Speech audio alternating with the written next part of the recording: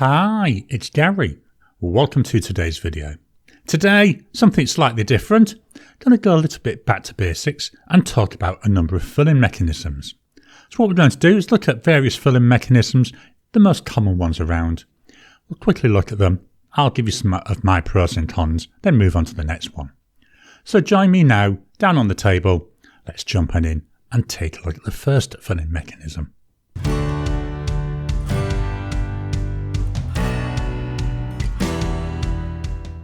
Welcome down to the table. Filling mechanisms. What we're going to concentrate today is on the more common filling mechanisms. I will throw in a more unique one at the end. And there are a load of different filling mechanisms that I'm not even going to touch on. So we're going to start with the one which most people are aware of, cartridges. So I'm just going to fetch these in so you can see them. So here I've got a number of different cartridges. These are very convenient. You know, they come pre-filled with ink. You get quite a wide variety of inks. But one thing which I want to focus on is here. There's different fittings. This is one of the downsides. So there isn't a universal fitting. So if you've got a platinum pen, that uses its own style. So you need to use platinum cartridges. Whereas if you've got like a Jinhao pen, well, that can take a more universal one, what they call a standard international. There's also different sizes.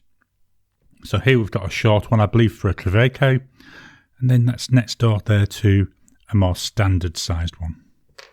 Now I'm going to fetch in my Jinhao 100. Here we go. Let's open this up. This doesn't come with a cartridge, it does come with a converter, but just for demonstration purposes. So to load ink in the pen, I'm just going to use this one. I'm not going to fully push it down. All you do is you take your cartridge, you'd push it in and down until it clicks, making sure you get the right end. Don't know, I can't tell with this one. Let's use the small one, shall we? There we go. So you'd push that in until it clicks. Once it clicks in, give it a few minutes for the ink to start flowing through, then you should be able to start writing. When it's empty, just take it out. Then you've got a choice. You can either dispose of it, a lot of plastic waste, or you could refill it. You could refill it using a blunt nose syringe. That's what I do with a number of my cartridges. And then I just pop it back in. Not going to show you me doing this with a syringe, mainly because if there's people there with a phobia of syringes, so I think it's easier. So that's the cartridges. So the pros of these, they're very convenient. If you're going away, you can just pop one in your bag, carry it with you. You can pop a few different ones so you can very quickly on the go change your ink. You don't need to worry about messing around with an ink bottle. As I've already also said, you can refill them with a syringe so you can reuse the cartridges if you want to. The cons though, they can work out expensive. You do pay a premium to use a cartridge. There's a lot of plastic waste. If you're just using them once and throwing them out, that's generating waste, isn't it? We don't want to do that. If you've opened a cartridge and filled it with your own ink and decided, well, I haven't used the whole cartridge, you've got two choices. You can either throw out the ink that's in there, or you can try and reseal the end. But that's difficult. There are some products out there which let you reseal certain cartridges, but not all of them. The final con, you've got different ways of connecting them to the actual pen. So that can also be a bit of a pain. So that's the cartridge. Related to the cartridge is the converter. So this is the converter from that Jinhao 100. These are a little bit more convenient. How these work, I'll fetch in my Jinhao 100. You would then insert it in, give it a push so it sits firmly. That's now in. Then if you want to put ink in it, you would push this plunger down. So it works a bit like a piston mechanism. Dip the pen in the ink, twist the mechanism, that plunger comes up, and as it's coming up, it draws the ink behind it. And you would do that maybe 2 or 3 times till you get a really good fill. There is another way of filling these, again similar to the cartridge. You could use a blunt nose syringe and then inject the ink straight in there. Downside of using the syringe, you've got to give it time for the ink to flow down into the nib, whereas if you'd put it into the bottle, you'll generally find it'll be able to start straight off. This is definitely one of my preferred ways. It's my second most preferred way, and it's the most common way that I use to fill pens. The pros of this: the beauty of the converter, you can use bottled ink, which means you can use a variety of different inks. And because it doesn't hold too much, it lets you change your inks more frequently, which is one of the things I like to do. I like to keep changing up my inks in my pens. There are cons though. As I've already said, it doesn't hold a lot of ink, and you need to do it 2 or 3 times to get it nice and full. Same issue as we've got with the cartridge. There's a number of different fittings, so you may need to have a number of different converters depending on the pens. Some converters, for the vast majority of pens, they do come with a converter, but other ones you do have to buy them separately. And these converters, I've seen, they go from anywhere from 10 to 20 Aussie dollars. So it's an extra cost you need to add on. My final con with this, you need to have ink bottles. You can't use it with ink from a cartridge. What would be the point? So you need to have ink bottles, which means if you're out and about, you can't easily refill it. So that's the converter. Next up, this is the filling mechanism I personally prefer. This is a piston filler. It's essentially virtually identical to a converter in the way it works, except rather than being able to pull it out, you've got it all fixed in place. So what you would do, this is a TWSBI Diamond 580. To put ink in it, I've deliberately chosen this one so you can see. You would twist the knob at the top, which is a filling mechanism. Well, it was a bit stiff today. That pushes the plunger right the way down. Dip the pen in the bottle, then twist it to fetch that plunger up. As the plunger comes up, it draws the ink into the body. Again, I would normally do that 2 or 3 times. One of the issues you've got with these, though, if you've got a ink bottle with only a small neck, which some of my Diamine ink bottles have, a number of pens won't fit in it. So you've got to find an alternate way of getting the ink. I use an ink miser, but some pens you can unscrew the section. So that's just something to be aware of. It could limit the actual inks that you can use. I love this demonstrator version, I really do. Especially when there's ink in there. I'm not going to put any ink in it, but you can see the ink sloshing around really nice. So the pros, we've got a larger ink capacity, substantially more than what you can get in a converter. I do find that these, at the cheaper end, are quite reasonably priced. You can get them from, a TWSBI is about 45, 50 Aussie dollars now for a TWSBI Eco. Work really well. So you do have a wide range of prices.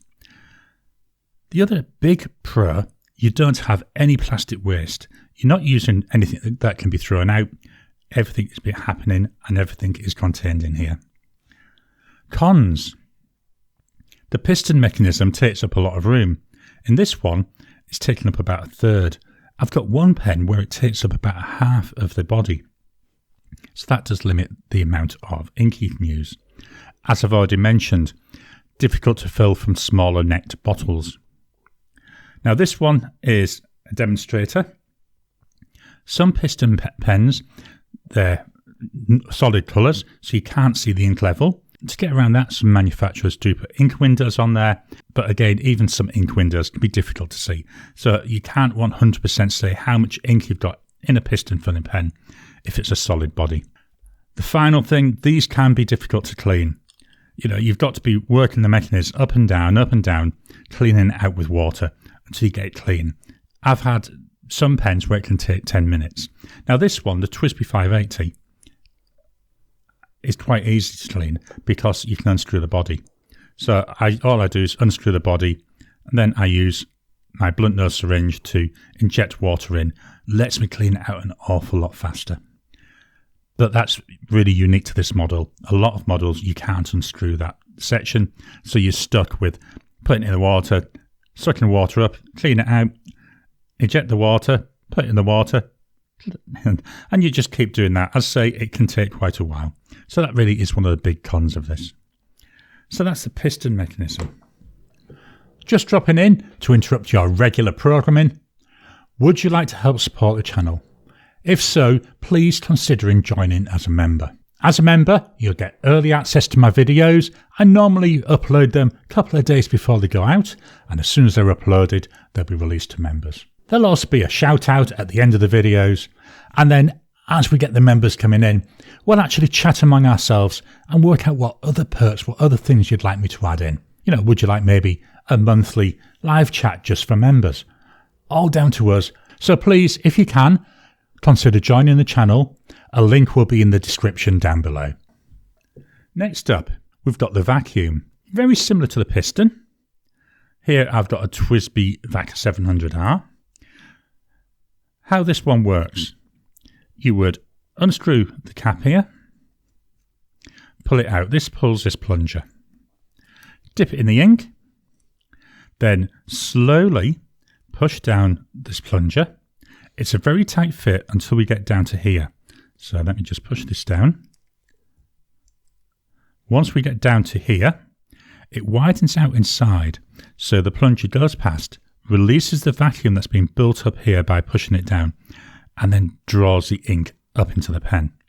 What I then tend to do is actually turn it upside down and work the plunger until the plunger is at the top of whatever amount of ink is in there. Quickly turn it over, go the rest of the way to give another fill. That generally does get more ink into the body. Very similar in terms of pros and cons. We've got a large ink capacity. One of the nice things, we don't lose space to the filling mechanism. We can also, with some pens, seal off the section from the body when you go travelling. So with this one, if you can see there the plunger, as I screw down, you see that plunger goes down. What that's doing is sealing off the body from the section, which means you're not going to lose all the ink if there's sudden air pressure change. You're only going to lose whatever ink is in the section, which is a big help, I've got to be honest. And again, we've got no plastic waste. Cons, it is a bit fiddly to fill. You know, you've got to work and you've got to be careful how you're pressing it down. You can't go too fast because otherwise you end up moving the bottle and having ink all over your desk. Similar to the piston, hard to use with small necked bottles. You need to be able to dip it in the ink. Again, I use an ink miser. Hard to clean. I find this is even harder to clean than a piston, but it's the same thing.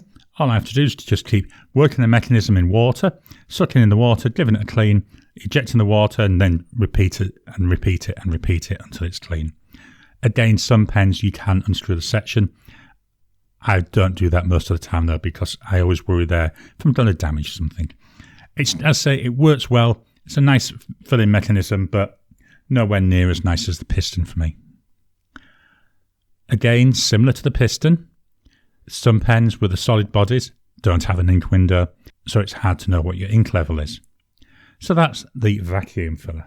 So last of my mainstream ones now, this is an eyedropper. In this particular one, it's actually called a Japanese eyedropper. So this is an Opus 88 Coloro. This has a massive ink capacity. There's no mechanism inside it for you to worry about. So what you do to fill it, you actually unscrew the section. Inside, you can see there, this has actually got a seal, so I'm going to unscrew that just to give me access. And then using either an eyedropper, which is where it gets its name from, or I prefer to use a blunt nose syringe, is you slowly and carefully inject the ink into the body, and you keep filling it until, well, whatever level you want. I normally try and fill it up to about here. You then put the section back on. Make sure it's nice and tight. Pop the cap on. Then I leave it stood upright for about 5 minutes to give the ink a chance to go through. And that's it. Very, very simple. This one's got this sealing mechanism. So very similar to what we saw on the TWSBI. Not all eyedroppers have this. It's just this particular model does. Say pros for this, very large ink capacity. I can get usually 2 to 3 mils in an eyedropper pen. You're not losing any space at all to a filling mechanism. As I've said, like this one, you can seal the body from the section when you're traveling. Again, no plastic waste. And this is a lot easier to clean because all you do So you remove the section and you use an eyedropper, or you use a blunt nose syringe, and you can get that water directly in there. I normally find 2 minutes and this one's nice and clean. There are cons. The first one is fiddly to fill. Takes a little bit of practice with an eyedropper. That's why I personally prefer the syringe. I find I have more control. Like the previous 2 pens, it's hard to use with a small necked bottle. And again, like the last 2 pens, sometimes it's difficult to know what the ink level is if there's no ink window. This one, although it's got no ink window, because of the colour, I do find it's hard in there sometimes to actually see what the ink level is. So that's the eyedropper. So the final pen, this is one of the speciality ones. This is by Pen BBS, and this is a Pen BBS 487. What's special about this is the mechanism. It's a magnetic mechanism. So up here, hopefully you can see, we've got a silver disc. Let me just see if I can get my foot to focus. What you do is you unscrew the cap. That attaches to this disc via a magnet. Then the idea with this is you would then drag the cap slowly down in the body. That would drag this disc down, and then you would pull it up. So very similar to the way that a piston's working, except instead of having a piston knob, you've got this magnet for it. Brilliant idea. I got it because I thought, yeah, that's a brilliant idea. That's really different. Only downside, it doesn't work. This disc does not move, and I know there's potentially ways to get it to move. I've tried all sorts. I've watched all sorts of videos. I've just given in. I actually feel this as if it's an eyedropper. It's dead easy to do. The section just comes off, and I inject the ink. I do like the look of this pen. This is the corduroy pattern. Pros of this, it's unusual. And again, we've got no plastic waste. The cons, it doesn't work. It's a nice idea, just in practice is not really usable. So you need to eyedropper fill it. But it does hold an awful lot of ink when you eyedropper it. And I really do like this pen as well. So that's a Pen BBS 487. So that's my quick walk through a number of filling mechanisms. I hope you've enjoyed today's video. Loads of different ways to fill pens, aren't there? And there's loads more that I haven't covered. What's your favourite filling mechanism? Which ones that I didn't cover do you think I need to try and explore? Please drop a comment down below. Let's kickstart the conversation. Please hit the thumbs up button. Every time you like, every time you comment, just helps with the YouTube algorithm. If you haven't already, please subscribe to my channel so that you can get new videos as I release them. I'll talk to you again soon.